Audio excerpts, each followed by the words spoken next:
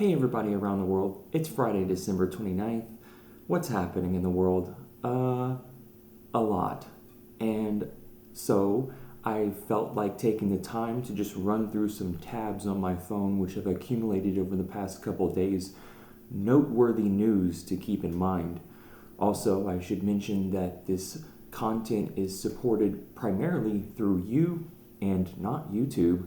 So every dollar helps. I am paying much more for rent and want to keep this channel going for what it is, telling the truth. If you haven't already, check out Climate Emergency Forum's latest publish dated yesterday called Global Warming in the Pipeline. Yet again, Dr. James Hansen explains the extremely dire situation that we're in, and most notably climate sensitivity and the fact that if we do transition over to green energy, which is a lie, how are we going to power it? And also aerosols will warm us up dramatically. So not to be too stark there, but he does say big fucking deal in the video, which is mildly entertaining for what it is. A quick shout out to Climate Emergency Forum, Regina, Valdez, the whole crew. Amazing what they do, and tough to see that in their audience was just a few people. Dr. Tao wearing a goofy hat, a weather-related hat. Okay, let's get into the news. Before I stutter on more here, I'm just going to pull up a bunch of these tabs. You can look for this yourself. The ocean may be storing more carbon than estimates in earlier studies. Kind of interesting. Researchers have created the world's first permafrost atlas of the entire Arctic. Took years to create. It's both beautiful and sobering given the pace of CC. Not going to go into much detail, but basically you can go through and see exactly where the melt is. Sounds like something that Beckwith would spend 40 minutes talking about. However, coal use is at an all-time high in 2023. International Energy Agency says. A pretty fascinating article. Moving on, I'm rapid firing through this, guys, so you know the gist. Bill McGuire wrote, "This is why I'm laughing," in CNN, and what he's referring to is just dark humor, doomer humor, trying to make light of the situation. We did this in World War II towards Hitler and the Nazi fascist party, who was eventually toppled. Fantastic series. Again, a shout out on Netflix called At the Front Lines, I believe. I watched it. It's a 6-part series. It's excellent. There's some echo in here, by the way, side note. Germany, CEF, Equinor, Norway's Equinor, strikes $55 billion gas supply deal. This was brought up in that conversation I just referred to with Dr. James Hansen, is when confronted with the issue of capitalism, we have to work with what we got, but how do we manage the supply side of getting the stuff out, and powering all this when GDP is tied nearly 1-to-1 with fossil fuel extraction? Thank you, Red Biome, whatever your username is. Germany to permanently deploy troops for the first time since World War II. Not a good development. 3 Antarctic glaciers show, I'm just reading the headlines, you can take it from there, show rapidly accelerated ice loss from ocean warming. Powerful ocean waves partially triggered this rapid retreat. Not good. As with everything else, Cummins to pay record-setting $1.65 billion U.S. environmental fine. Researchers surprised at levels of toxicity in standard plastic products. Yeah, and you can see here in the model of abnormal larvae from controlled treatment with also high concentration of CTR. The microplastics, start to leach from the plastic as soon as it enters the water, even if it takes a long time for products to break down into microplastic particles. So they're focusing on the impacts of marine organisms of chemical additives and plastics. To do this, we've been studying a variety of marine species, and they found that they basically developed abnormalities. We are changing literally the biochemistry of the planet, as if you didn't already know that. Think Simpsons, three-eyed fish. Did you care that an extremely rare rainbow cloud lights up the Arctic skies for 3 days in a row? Pretty rainbows, okay?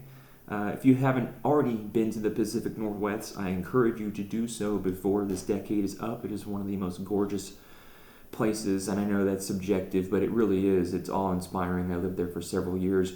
But the extreme heat domes that they've been experiencing in recent years poses threat to trees and plants in the Pacific Northwest. They had that record-breaking heat wave in July 2021, June to July, and Death Valley-like extremes that can take a heavy toll on trees and people. Surprise, when they're usually adjusted to a temperate climate, and you have Death Valley temperatures. As the Arctic warms, its waters are emitting carbon, even though some other oceans are storing it. It's just a dynamic system. Published in NASA, this particular article. When it comes to influencing climate change, the world's smallest ocean punches above its weight. It's been estimated that cold waters of the Arctic absorb up as much as 180 million metric tons of carbon per year, more than 3 times what New York City emits annually, making it one of its critical carbon sinks. But recent findings show that thawing permafrost, once again, and carbon-rich runoff from Canada's Mackenzie River trigger part of the Arctic Ocean to release more CO2 than it absorbs. Published earlier this year, this study using state-of-the-art computer modeling to study rivers such as Mackenzie, which flows into the region of the Arctic, blah, blah, blah.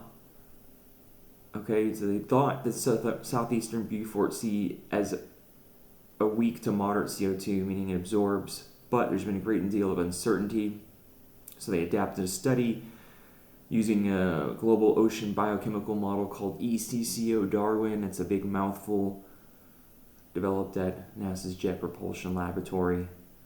We need all hands on deck. I feel like stopping this article, but it is saying it's the ground zero for climate change, and yeah, it's a mess, okay? You can go through that more yourself, though, if you have the power, because much of North America, published in New Scientist, much of North America may face electricity shortages in 2024. Over the next several years, many regions of the U.S. may struggle to ensure reliable electricity grid amidst soaring energy demand from tech industry and electrification of buildings and vehicles. Right, as if we can... Okay, stop being snarky. More than 300 people in the U.S. or Canada can face growing possibility of electricity shortages 2024 continuing to 2028. Might as well just keep it after that, okay? Luckily, we have the 45th telling us that electric car supporters should rot in hell, and a cheery truth social Christmas message in all caps. Rot in hell. He also says a meme claiming Santa voted for him, even though Santa is not a U.S. citizen.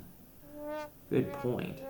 Thugs and sick and evil leaders in the world. Meat sauce. You know, because of their open borders, inflation, Afghanistan's surrender, green scam, high taxes, no energy dependence, woke military, Russia, Ukraine, Israel, Iran, electric car lunacy, and so much more are looking to destroy our once great USA populism. Let's just ramp it up because things are so bad.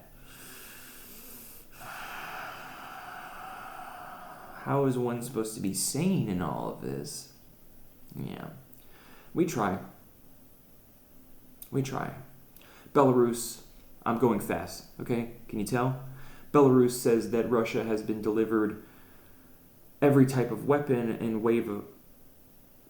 it did say that they have all their nuclear capabilities up to par now. Meanwhile, back here in the U.S., is the world spinning out of control or what? Did I already say that again? Second worst year on record for mass shootings, nearly 650 incidents, and that was published 4 days ago, so we can tally some numbers up for that. Meanwhile, in India, the government is to focus across the world on coal-fired power generation in 2024 for energy security. Maybe we should do that in the United States. In fact, I heard a boomer, at the Plasma Donation Center the other day talking on his phone, making a text translation saying, I just caught these words, oh, maybe if we just used more coal, we could keep all the energy going. Doing that weird thing that old people do, like I guess they've been smoking too much or something. Wearing a Nirvana shirt. Okay. Pretty interesting article for the sake of survivability if you're into that. This escaping Xi's China by paddleboard. I rushed into the water and thought, if they catch me, they catch me. This pretty daring individual, let's see if I can find the map here, going over to Taiwan where he doesn't even have asylum because they don't accept.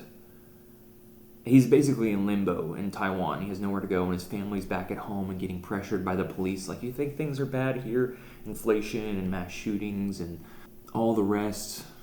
Civil war.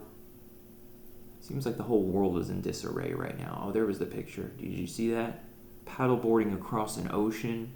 Okay. Past buoys and surveillance boats, shining lights looking for you. Talk about stressful. Meanwhile, Beijing itself, or in Asia right now, shivers through coldest December on record.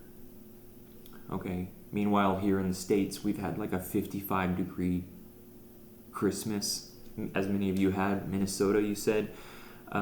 This one should have been top of the list, but North Korea's Kim Jong-un preparing for war, citing unprecedented U.S. behavior. Never have they used such stark rhetoric. They just gave their State of the Union speech, and he's basically saying ramp up operations. Do they have the capability to do so? Absolutely. Are they a threat? Maybe. How much threat are we willing to tolerate? Question. 2, how are their relations with Russia? Great. Russia has also nuclear weapons. Are we 90 seconds to midnight, or should we put that down to 10 seconds at this point? Seriously. And surprise from NPR, make your head spin. Oil company invests in pulling CO2 out of the sky so it can keep selling crude, because you already knew that. That's the agenda, to keep the thing going.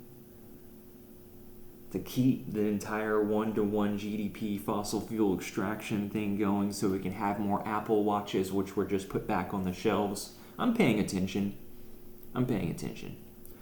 You knew already Trump disqualified from Maine primary ballot and because of insurrection clause, and I think Colorado is thinking about putting him back on. Like, should it even be a question? And a 9-year-old asked Nikki Haley, if she would pardon President Trump. She says she would. Also, she didn't cite that slavery was the main cause of the Civil War. These are the adults running the world. This is what's happening in the world.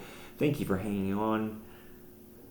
I'm pretty well maintaining myself and appreciate your support this year. Let me know what kind of content you'd like to see. I'm in a new place. I thought about telling my life story at 35 years of age next month. Somewhere in the middle point between most of you. About half to a little less than half of my subs are older and half are younger, and many are my age. So I'm kind of at this middle point where I can just tell you how I arrived to being a realist. It's not that difficult. That given the information, it's irreversible, and we aren't doing such a great job taking care of the planet, the Gaia, the parasitic organism we are. Are we going to stop using vehicles voluntarily? You're going to give up your truck. You can give up your sports car and watching sports ball. You from Texas, so you must like the Cowboys, right? You a Houston fan because you're from Texas. And change our consuming habits and stop buying iPhones. Okay, I'll try to remove the echo from this. A little snarky now. Thanks for watching. Hit like and subscribe. What's happening in the world? December 29th. It's a mess. I'll talk to you soon. Bye.